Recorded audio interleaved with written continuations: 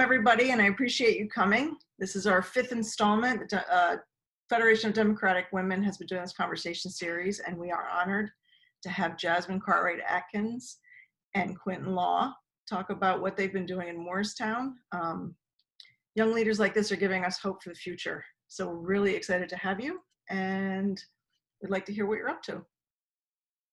Jasmine? Thank you so much for asking me and Quinn to be on this show. I really appreciate that. I'm excited to talk to you guys, and excited to learn from you guys as well. So I just wanted to introduce myself a little bit. I'm Jasmine Cartwright-Atkins. I'm 20 years old, and I go to Seton Hall University. I'm a junior there now and studying broadcast and business.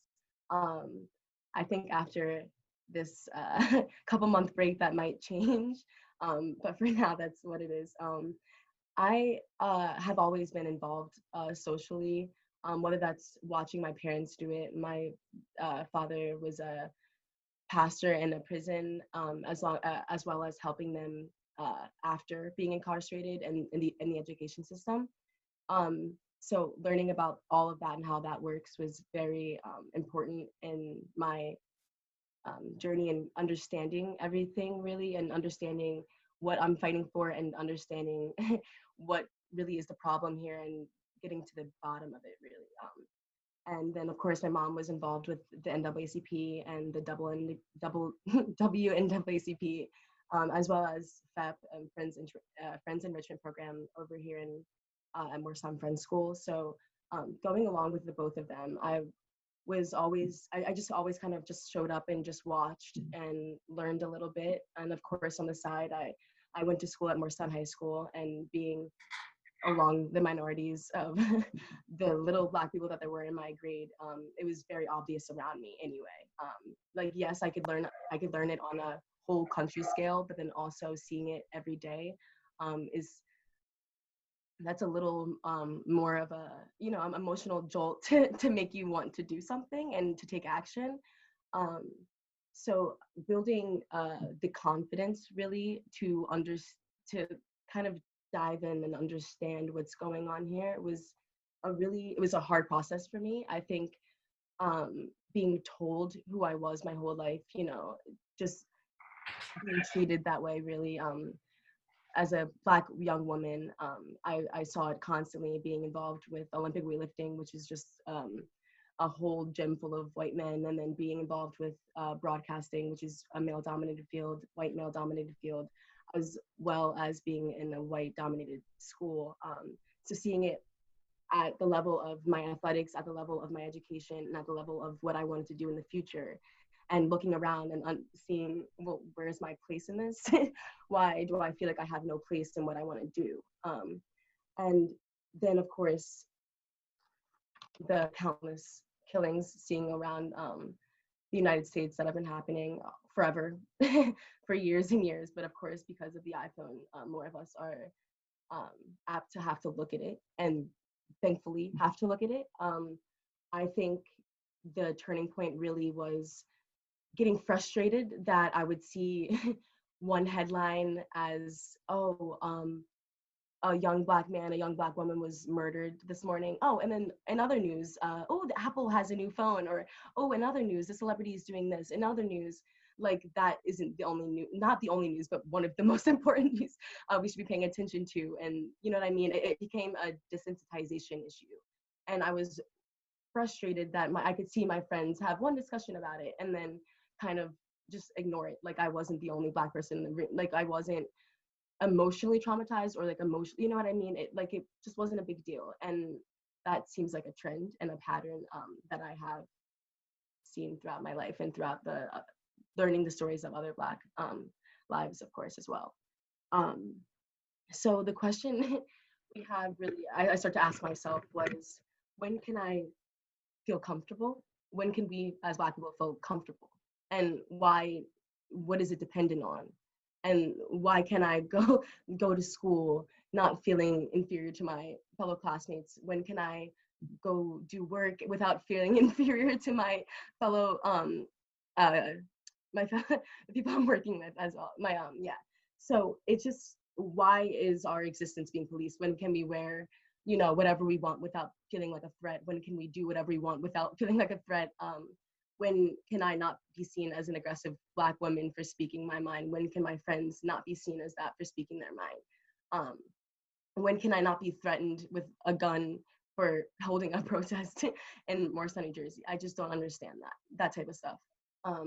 So we have George Floyd, Breonna Taylor, we have Thomas James, we have Ora Rosser, Tatiana Jefferson, Alton Sterling, Stephen Clark, et cetera, et cetera. Once you do your research, and once the research is done on police brutality and the incarceration system in general, it becomes very obvious that it is just a version of modern day slavery that we all need to pay attention to more and become less desensitized to as well. Of course, the opposing side could always have the argument that, oh, look, if you try hard in America for your dreams, you can achieve anything. You can become famous, you can become successful, it's really hard to do that when when the very system that you are trying to do that with and work by is completely against you. And I think until everyone can do their complete research and their complete understanding and use their complete empathy, I just feel like it's going to be hard to get there. And that's why discussions like this are very, very important to have.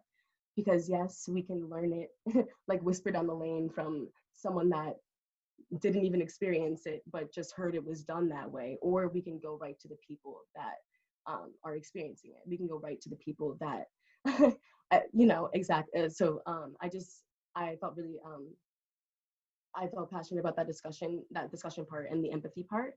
And my friend Jessica Garcia, we went to school together, been really close since 4th grade. She's a Latina, and she experienced the same thing that I did. She was also a minority in Moorestown public schools, and then also in her college as well, and also in the field that she wants to do in the future. So we realized that it starts with us, really. It starts with our community. We can't just jump outside of ourselves and not look here first. How will we move forward? It'll be very difficult to move forward when you don't know where you are. You don't know where your foundation is. So we decided to plan the protest in Moorestown, New Jersey, which was an emotional, I can't, emotional, beautiful, wonderful, the beginning. I can't, it's really hard to find words to explain how that day felt. Like walking down, a lot of the other young Black people that I went to school with, afterwards, we kind of all excitedly talked about how crazy it felt to walk down Main Street screaming Black Lives Matter, and how it was like at that point where we all really got emotional, because it's where we all grew up, you know what I mean? And it's like, it felt as though if we could do this here, it feels, and it is as though if we can do this here, we can do this anywhere. Once we figure out what's at home, and once we can discuss what's our issues and look inner at ourselves, then we can work on outside. Then we can bring that to the rest of the world. Then we can, understand and completely move with empathy and understanding and education, which is really important. So out of that protest came, we began to meet so many other youth activists and youth leaders around the state and across really Philly and New York as well. And we saw what we all were doing, and we actually created a group chat to kind of continue the conversation, to keep updated with what we each are doing, whether that's voting booths, whether that's more protests, whether that's setting up bills in each of our towns, like Murray, which Quinton will talk about, the Moorestown Alumni for Racial Equity and Inclusion. And I think keeping it up and not all of our fear, and I think is a lot of people's fear right now, is that people will just forget about it like usual, because that seems like a common trend as well, is it's a really big, oh my gosh, like this is happening right now, and then everyone just kind of forgets about it until the next time it happens. And that's what's not going to happen. That's where you end it when it happens. So yeah, so we all keep up to date with each other, and as well as like network out with each other and with other people, keeping discussion open in our towns as well as outside of our towns. Um, so then we were introduced to the idea of my friend Ashlyn and I, sorry, not Jess, this is another network, but we started to talk about supporting Black businesses and what we can do for our community right now. And what we decided was we had a Juneteenth festival in Moorestown as well. Um, this, because of COVID, it was less of a festival and more of a gathering, but it either way, it that was amazing as well. We had like Black artists, Black musicians, Black businesses, and education. We try to include in each of them because that's the most important part, especially um, speaking, hearing it from, you know, the people it's happening to. I think that's really important. So after that, we started to have more discussion about what we can do to take this to a state level and less of a, and maybe a county level and county-wide level and less of a just in your own town kind of. And once we did this, we organized with other youth leaders to set up another festival out up North Jersey, which if you guys want more information on that, you can ask me later. So that's really exciting. And I think honestly, what I really want to stress is education and not stopping and not stopping, not just listening, sitting in and thinking that just listening is going to do something. Take the information that you have heard, have listened to, do your own research, and then see how you can produce change in your own network, in your own family, in your own friend group, in your own town, in your own state, etc. Because that in turn is all of us. So yeah, I wanted everyone, thank you guys so much. An additional thank you for having me on. And I just want an additional, the fight is not over. It's not close to over. And we're not gonna let it just be another Band-Aid on the wound like it usually is, because it's more than that. We have to completely rebuild the foundation, and that just starts with us. Thank you, Jasmine. You're doing great work, and we're here to support you. Please stay in touch with us and let us know what we can do to continue. And now we're going to hear from Quinton. Hi, Quinton. How are you? I'm doing well. Thank you, Nancy. Can you hear me? I can. I can't find you, though. There he is. Hi. All right. I just want to make sure that my connection is stable. Everyone can hear me. But thank you, Nancy, and your whole group for having Jasmine and I on tonight to discuss these super important issues. And like Jasmine said, we got to make sure that it's not a Band-Aid. This is a moment that it's a movement, and quite frankly, it's a lifestyle for Black and brown people. We have to live in these bodies every single day and constantly deal with, you know, what comes with it. And a part of that is, you know, living and constantly fighting against racism in all aspects of our lives, which I think a lot of people are starting to realize now. But these conversations that your group these conversations that you're organizing are so important to keep this dialogue going and keeping this momentum going, and just to keep it alive, because we've seen it die down so many times before. But a part of me really does have hope that this time is different.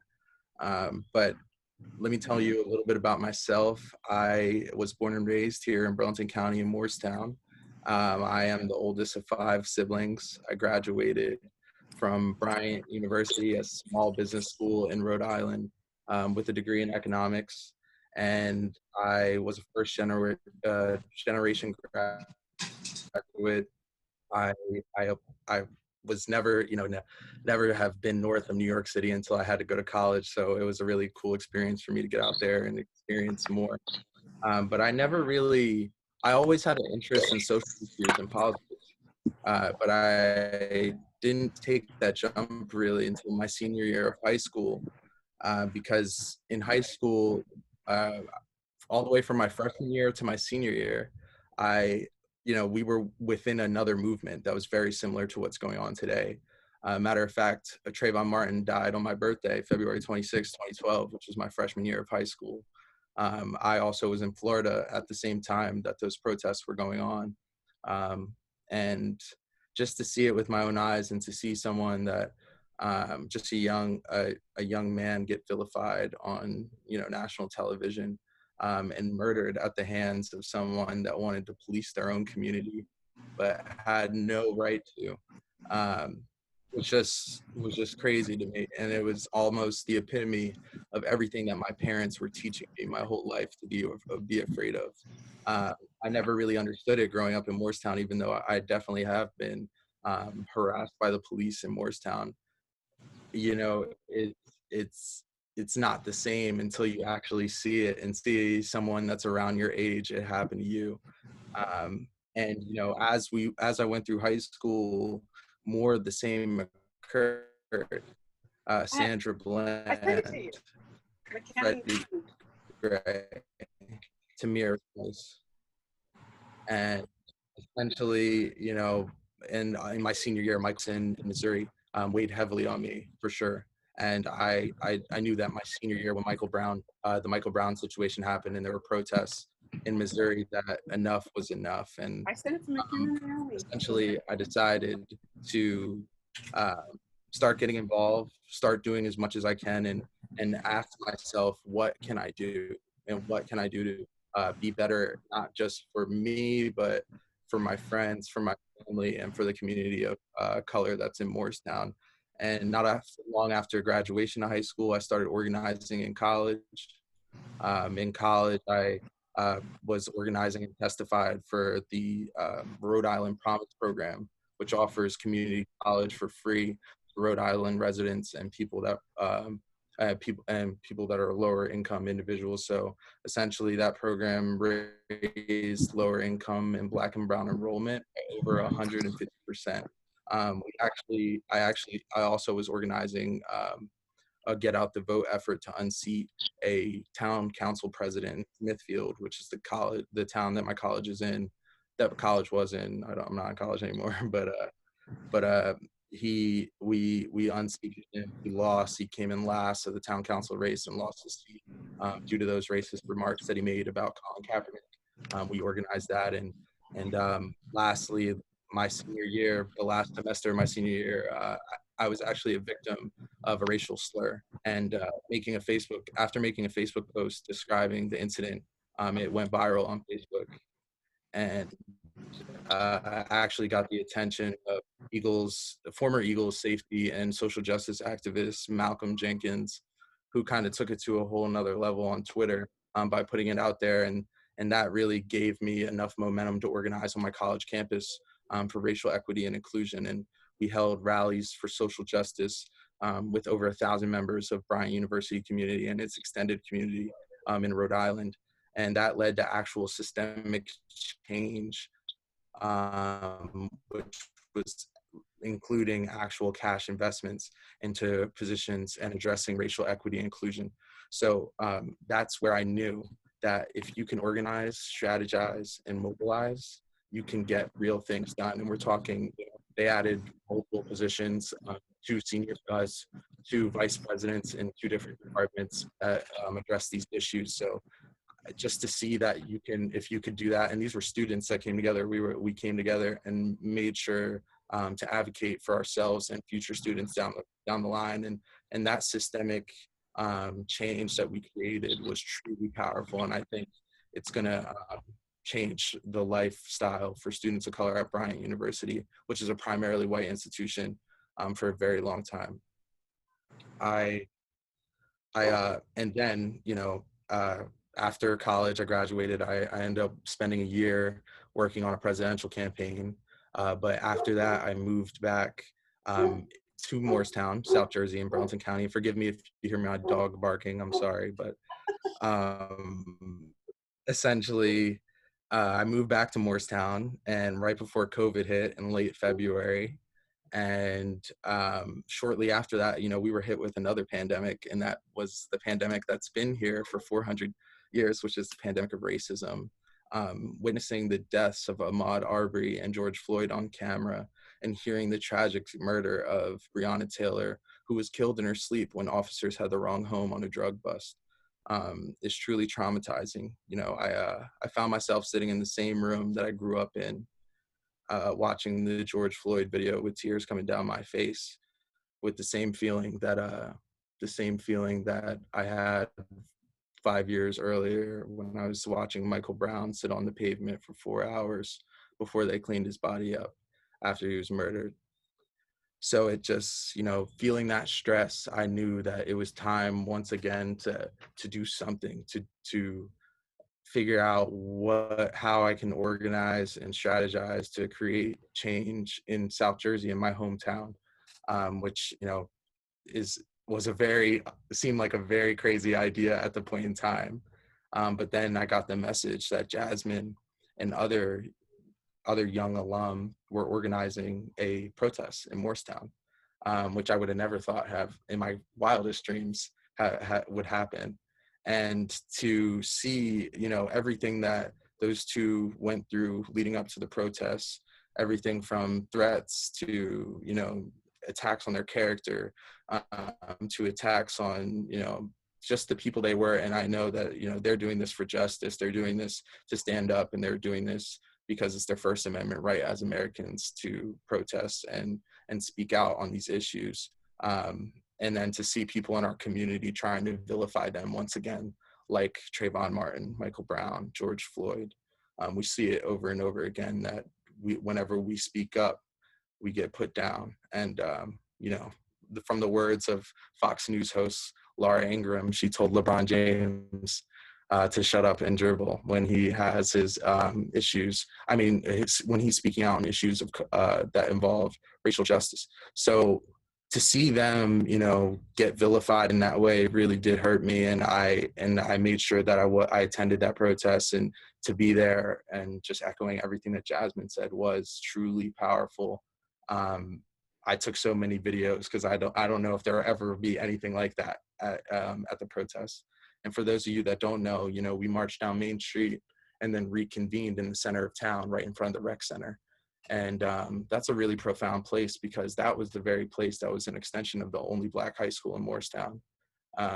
So to have that, you know, almost half of century later, we're in the same spot, doing something so historic for racial justice in the town, was truly, you know, it was so heartwarming, and it gave me hope in a moment when I really didn't think I had any more hope and didn't really know what to do. But the day after that protest, a group formed. Um, they were all alumni on Facebook, essentially asking that question: what can we do at this moment? And we talked about schools, because that was kind of the shared experience that we all had as Moorestown alumni. We went to Moorestown High School, and we all know that within those walls, there is definitely a different experience for students of color. If you go online, there's an Instagram called BIPOC.Moorestown that describes the experiences with discrimination that many students of color have had. I've submitted my own on there, and just to share, that one was there was a anonymous like questioning Q&A app called FormSpring, where people could ask you questions anonymously. And I'll never forget, someone left me 12 questions. They were all the same copy and pasted question, but it was like, you know, you try so hard to be white, but you will always be a nigger. And I was like, well, one, I'm half white. For those of you that don't know, I'm biracial. My mom's white, my dad's Black. But for someone to put that 12 times, you know, to reinforce the fact that, like, no matter how hard you try, you'll never be white. And it's like, you know, I'm not trying to be white. I'm not trying to be anything. To be honest, being biracial, you know, for I, you know, that's always like kind of like a battle that you're fighting, because people, you know, will give you the microaggressions that essentially point to, you know, you talk like this, or, oh, you don't know, like, which race do you feel more like questions like that, you know, they weigh on you after a while. But I'll never forget that I was in high school and I was like, wow, who even like doesn't like me enough to like say that on my page, which is you know, one of the many experiences that students of color go through. And that shared experience brought this group together, and this group ended up deciding that we're going to form a 32-page document. That document ended up providing concrete solutions and plans to make Moorestown Township Public Schools a more inclusive school district. We wanted to make sure that we're attacking the issues and not only identifying the problems, but offering solutions, and to make sure that, students, if they're going to college and that's the first time they're having these tough discussions on race, identity, and inclusion, and equity and inclusion, we are doing them a disservice. We have future business leaders, lawyers, executives that are in our town, and we want to make sure that they're as prepared for the 21st century reality that's much different than Moorestown as they can be. So that's really what our group Mare and Moorestown Alumni for Racial Equity and Inclusion is going for. And we are a collective of all genders, ethnicities, races, abilities, sexual orientations, and we share no common association besides our status as alumni and our commitment to justice. And essentially, we created this document with concrete solutions, and now we're looking to see those implemented. The town recently put out a COVID reopening plan, has nothing about racial equity and inclusion in it. And our belief is that you cannot formulate an effective response to COVID reopening without addressing the systemic racism that is tied into it. You cannot separate these two issues. All 21 counties in New Jersey saw Black and Brown populations disproportionately affected from COVID-19. 12 of those counties, including Burlington County, Black people had the highest infection rate. You can't tell me that these two issues are separate. This isn't something that we can, we have to wait, let's wait until reopening, dies down, and then we'll talk about these issues, which is the pushback that we're getting right now from administration, which is just wrong. It's truly wrong. We can't put these things on the back burner and only care about them when we're watching Black people get murdered live on our Twitter feed. This time it's not enough. And that's what our group is really advocating for at this point. We are making sure that we're not letting up, and that we are stressing to administration and the school district and the larger community that it really is not enough. And Jasmine is doing a wonderful job at organizing and rallying people around that message. And we have other young activists throughout the town. And by all means, I'm not the only one from Mare, where we have almost 30 people in our group that are contributing to the things that we do. So as of now, our group Mare is trying to pass a bill that was introduced by Assemblyman Conway about 2.5 weeks ago. It mandates the reporting for all demographic information of disciplinary actions in schools. So that was inspired by our document. After we spoke with Assemblyman Conway, he introduced that bill, which we are super proud of, and we're hoping to see turned into law someday. Also, we're organizing a community forum with the district to have them present their plans for racial equity and inclusion. Now, they haven't really agreed to this. They've agreed to a community forum, but we want them, what we're asking for is for them to present plans and to, they had a full community forum for COVID reopening, presented their plans, and took public comment. We want to make sure that they're treating these issues that they say are just as important with the same energy. And the fact of the matter is they're not, which we have to, as community members, keep advocating for our kids in the schools, because I'm the oldest of 5. I have one sister in college, and the rest of them are in public school. So I want to make sure, especially with everything that's going on now, that we are protecting them and providing them a platform for their voices to be heard, and for them to feel valued. I never had a teacher tell me to consider working in politics until my senior year of high school after my final English project. So that was the first time a teacher ever truly told me that they believed in me academically, not just athletically, because I did play college sports. But that completely changed the direction of my life. And we're trying to invest back into the students and then back into the teachers, so we can provide more experiences for students of color that can, drastically change their lives as well. And we really believe that educators, they must be aware of the racism in school buildings and prior to COVID, so they understand how these things compound and completely change the realities for Black and brown students in Moorestown. And in this year, it's going to be one to remember. It has its challenges, but it also provides some really good opportunities. And that's how I felt when I was at that protest. I felt like, wow, we have a really good chance to make some change. And I talk to people they'll say, that will never change. You'll never change the curriculum. You'll never get anybody to do X, Y, and Z. But I would have never thought that, you'd get 1,000 people to walk down Main Street in Moorestown, which is monumental. So I think anything's possible, and we're going to keep it moving forward, and keep fighting for change in all aspects of our life. But that's all I had to say. And thank you once again, Nancy, and the whole group for giving me the time to speak tonight.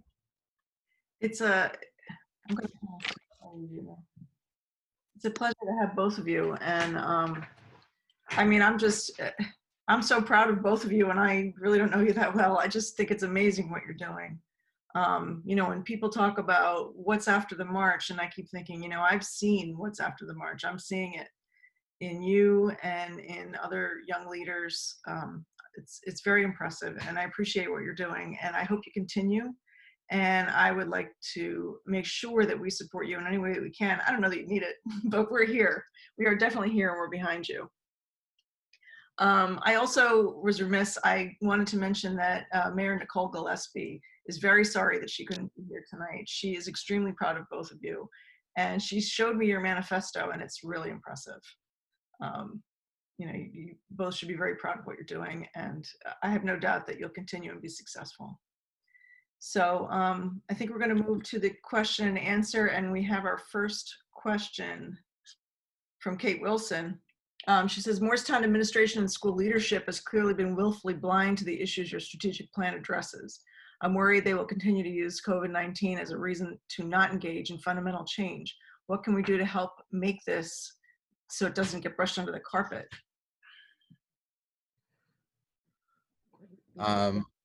Yeah, I'll jump in on that. So I think this is where our group, we've been wrestling with this question for a few weeks now. But what we think we're going to move forward with is essentially the idea that these two issues cannot be separated. Especially in Burlington County, Black infection rate is the highest. So we cannot talk about these two things, separate them from one from the other. Essentially, we need to continue the conversation, and the way that we're doing that is we're looking at ways to do it online through Facebook in the community, and strategically do things to keep the conversation going.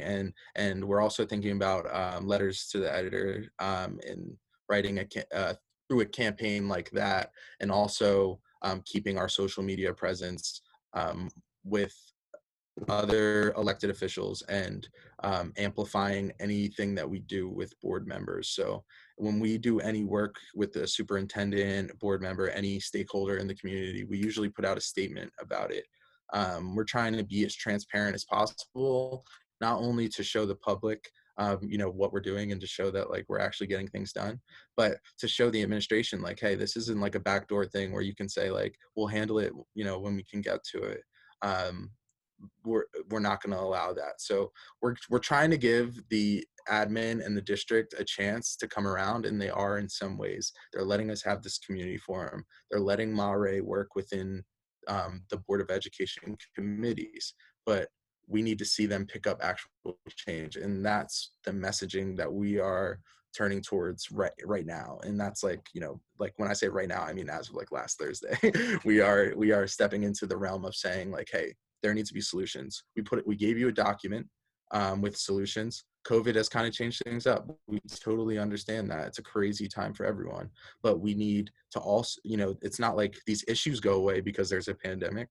No, they get worse for a lot of people. So we need to think, how we're going to address those. And we think by having a community, keeping it in the community conversation, it might bring in some bad comments, it may be a little bit of conflict, but we can measure, we can weather that conflict because we truly believe that we're on the right side of this, and we're not going to fall back because there's any pushback. We have a question from Sherry Goldenly. She said, I have a similar question. Thanks for inviting. As an educator and former public school union member, how about harnessing the power of educators in the union to support the educational course efforts?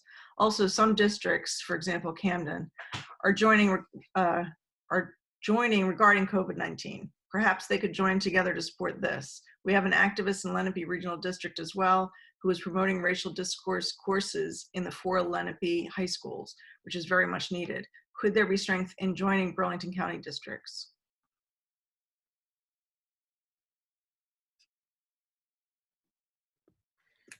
So, Jasmine, you want to answer that, or? I mean, I can. The only thing I can really add to that is, of course, I think that building it, I think Quinton kind of looked to see what was going around, what other districts were starting to do with it. So I think that if other districts and other education systems can get a hold of it and can join voices, I think 100% there will be strength in that. But you have like the actual information. No, I agree with that, Jasmine. I agree with that 100%. And I think I essentially, to answer your question, I think there is 100% strength in joining together. And I think the next question actually addresses that, someone that's from Lenape, but coming together and trying to a way that we can, walk united, and, there's strength in numbers. And I think that's what's really gotten most of our things through, because if we were just a small group of, you know, 4 to 10 people there, I don't think there would be as much around what we're doing, rather than what we have now, which is almost a group of 30 people. We're constantly posting online, we're constantly out there trying to get our message in the community. So if we can get that on a South Jersey basis, I think that would be very beneficial, and I think we should definitely consider that. So McKenna Sampson was our previous speaker at our last conversation. She's part of the Lenape Black alum, also formed a group chat to discuss their experiences as BIPOC at a PWI high school. I'm not sure what that public, I'm not sure. What are some ways in which you feel we're most effective in mobilizing and organizing a list of demands for Moorestown, like ways to avoid apathy among your organizing group?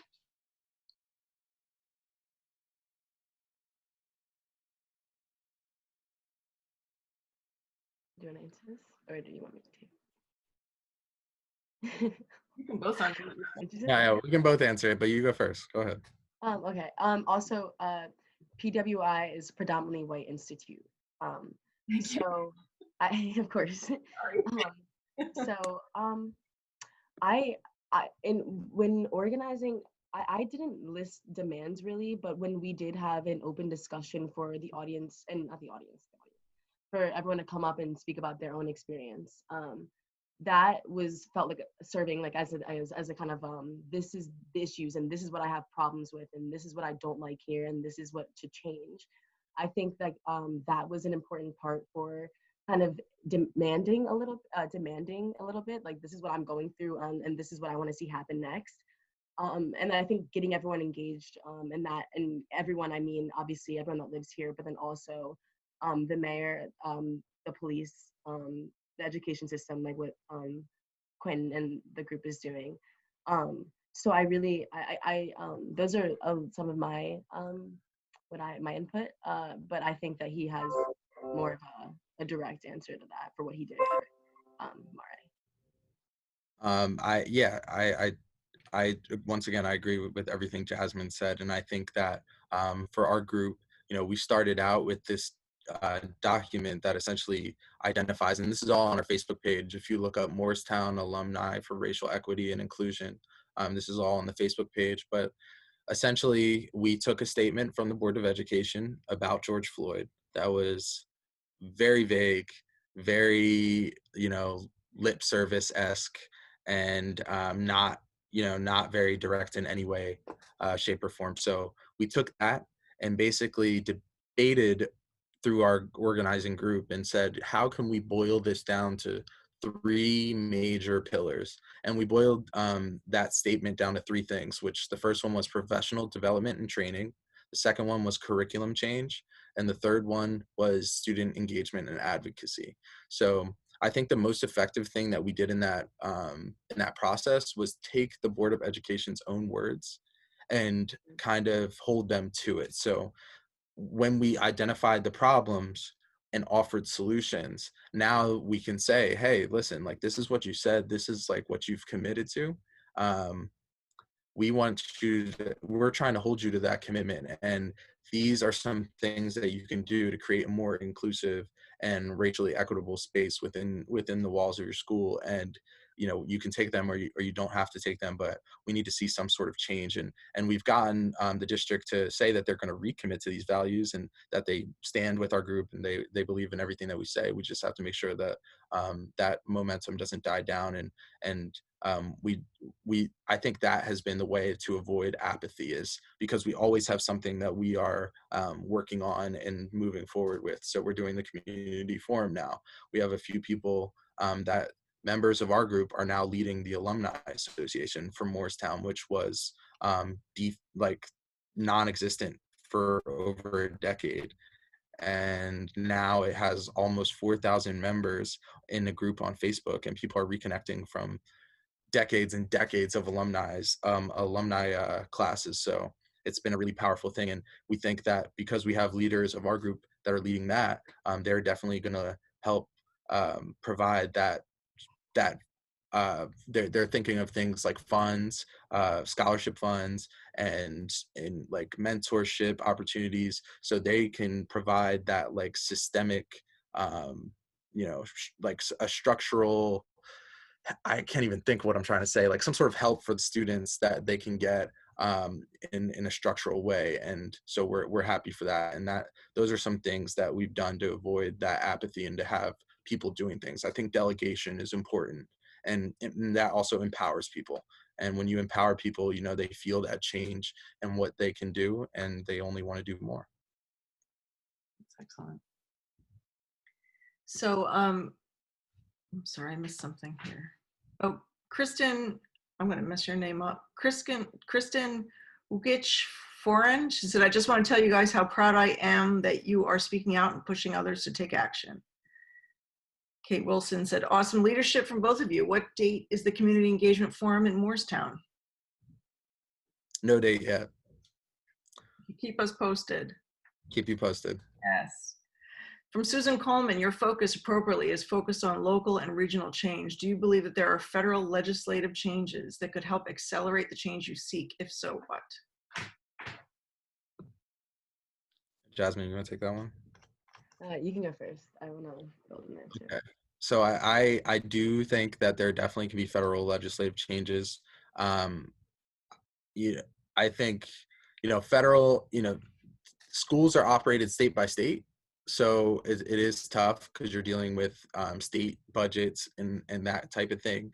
Federally, funding is always something that could help accelerate the changes we seek, because a lot of schools are severely underfunded. And for Moorestown being such a rich town, we're on a very strict budget, which you wouldn't expect. So I think that funding is definitely something that will put us over the hump federally.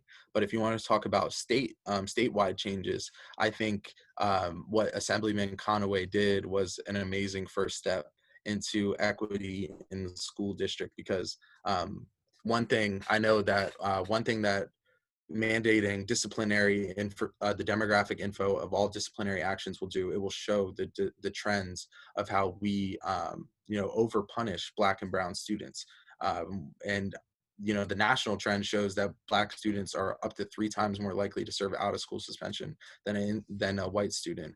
And if you go down the line, like, the data only proves that same point. So I think, if we can get more things like that, and trust me, we're working on it, to get more parts of our document picked up as legislation in the state, but we're trying to put that through and just help talk to the elected officials and let them know what our mission is. And once they hear our mission, they're really open to the things that we're trying to do, because they know it's much needed, not only in Moorestown, but all across the state. Yeah, I completely agree with everything you said. You really covered it. I remember in the beginning of working with you guys, and when you were updating a little bit about what the whole what the association was, there was a lot of focus on the budgets, like you just said, on limitations federally. And yeah, so I agree. I think that if there were more federal changes, then state by state it could be easier. Yeah. I agree. So McKenna wants to thank you so much to both of you. As a fellow college student, I'm very inspired by your work. Now, McKenna was at your walk in Moorestown, and I was at her walk in Mount Laurel, and you're all doing a great job. Jade wanted to mention, I think everybody saw it, that Quinton is talking about A4414, if anyone wants to check it out, on NJ Ledge.